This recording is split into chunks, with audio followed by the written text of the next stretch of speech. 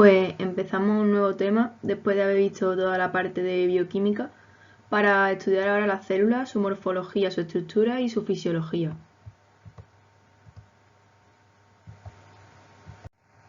En este primer vídeo vamos a comenzar explicando la teoría celular, que es una teoría unificadora y básica en toda la biología. Se fue desarrollando poco a poco gracias a tres enfoques. Primero, el enfoque morfológico, que evolucionó desde el microscopio óptico al microscopio electrónico, porque un microscopio electrónico tiene 1000 veces el poder de resolución de un microscopio óptico y permitió observar los órganos celulares con mucho más detalle. Después, el enfoque químico, que desde un análisis y un estudio exhaustivo de las macromoléculas nos permitió conocer los distintos tipos de células y compararlos. Y por último, el enfoque experimental, que permitió realizar cultivos celulares en el laboratorio y conocer así la fisiología celular y las principales vías metabólicas.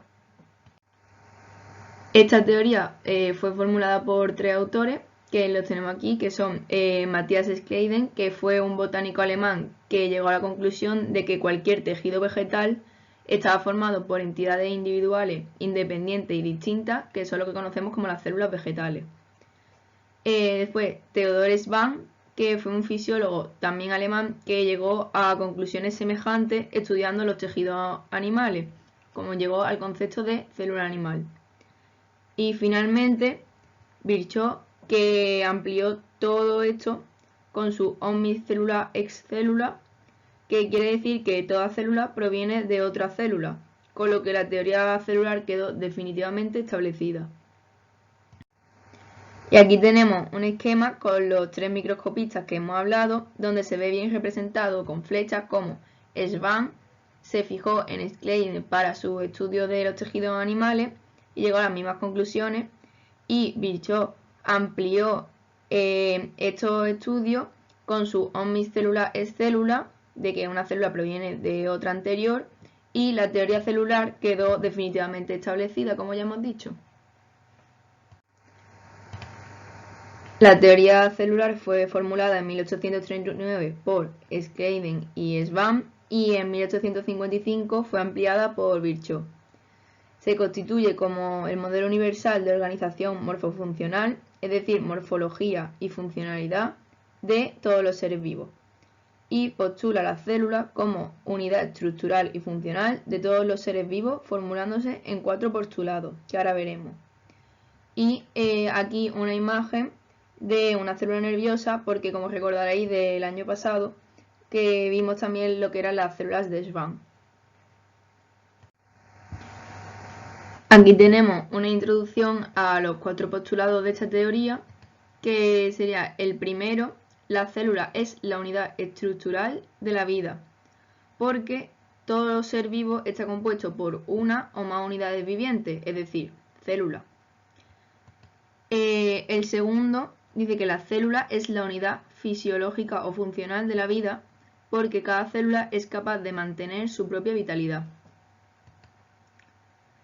La célula es también la unidad reproductiva de la vida, porque cada célula procede siempre de otra preexistente. Y el último, la célula es la unidad genética de la vida, porque cada célula contiene información genética completa, lo que permite la transmisión hereditaria de generación a generación. El primer postulado, como ya hemos visto, afirma que la célula es la unidad estructural de la vida y se basa en que existen seres vivos unicelulares, es decir, compuestos por una sola célula, como las bacterias y los protozoos, pero también existen organismos pluricelulares, que están formados por millones de células más evolucionadas, perfeccionadas y coordinadas, como en el caso de las plantas o los animales, por ejemplo. El segundo postulado redacta que cada célula tiene un centro rector, ya sea núcleo o nucleoide, con material genético en su interior que dirige la vida celular.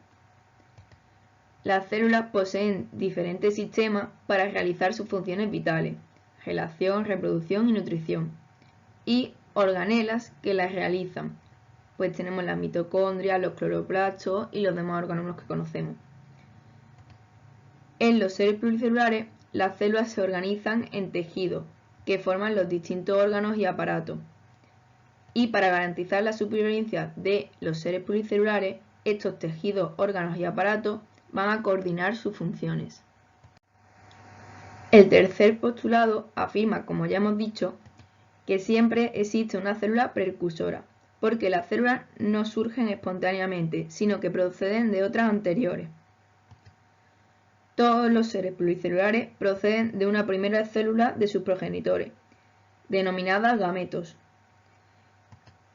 Pero todo esto desemboca en la gran incógnita de qué o cómo es el origen de la vida.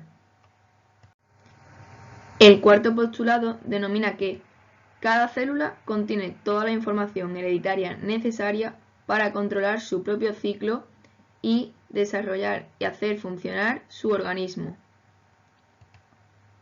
También cada célula contiene el material hereditario que permite la transmisión de las características genéticas, los caracteres, de la célula madre a la célula hija. Finalmente, la teoría celular adquirió un valor universal cuando Santiago, Ramón y Cajal la demostró también para las neuronas, y se concluyó que la célula es la unidad vital, morfológica, fisiológica, reproductiva y genética de todos los seres vivos. En esta imagen vemos cómo se pasa de observar un epitelio hasta las células, donde encontramos mitocondrias con ribosomas, que como ya sabemos están compuestos por dos subunidades, y esas dos subunidades están compuestas por átomos. En esta diapositiva están resumidos los acontecimientos más relevantes para la citología. Comienza cuando Hooke observó con el microscopio una lámina de corcho con pequeñas cavidades a las que llamó células, que las vemos aquí. Después se siguió con la fabricación de los primeros microscopios y las primeras observaciones de células libres. Después se produjo el descubrimiento del núcleo por Brown, la descripción del protoplasma y lo que hemos visto hoy, que es la formulación de la teoría celular por Schleiden y Schwann,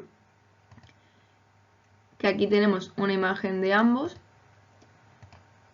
y cómo se completó esta cuando Virchow estableció la célula como unidad reproductora.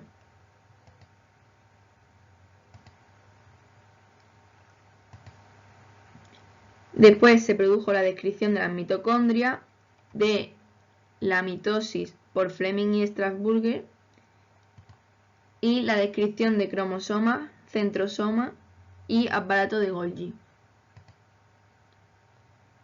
La teoría cromosómica de la herencia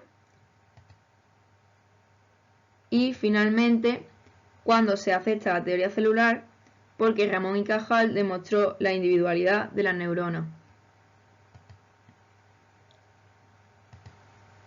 Ya después se produjo la diferenciación de los tipos de organización celular. Como hemos mencionado antes, Robert Hooke observó las primeras células y lo hizo con un microscopio que lo construyó él mismo. Su experimento consistió en realizar una preparación de corcho y vio lo que él describió como pequeñas celdas llenas de aire, a las que llamó células.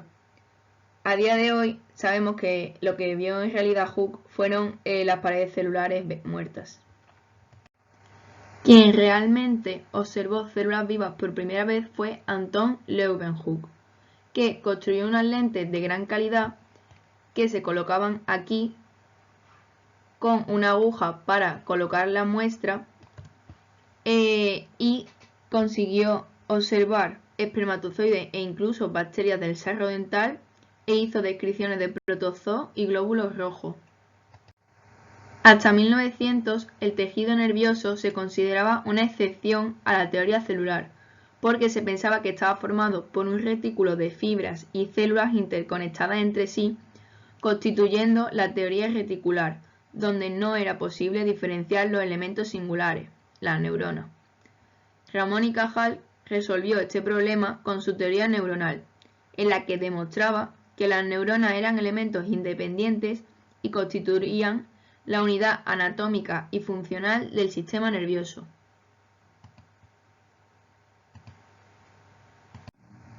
En esta diapositiva resumimos todo lo que hemos visto hasta ahora: la construcción del primer microscopio y las primeras observaciones,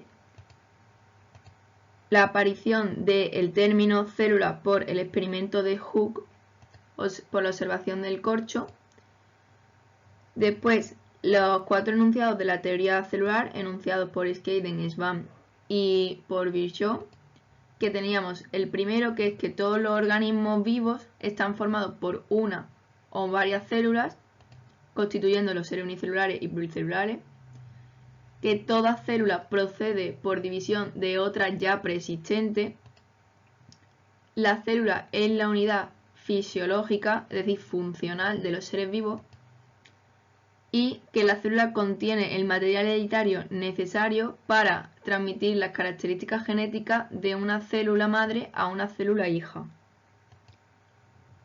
Por último, tenemos la validez de esta teoría gracias a la teoría neuronal de Ramón y Cajal.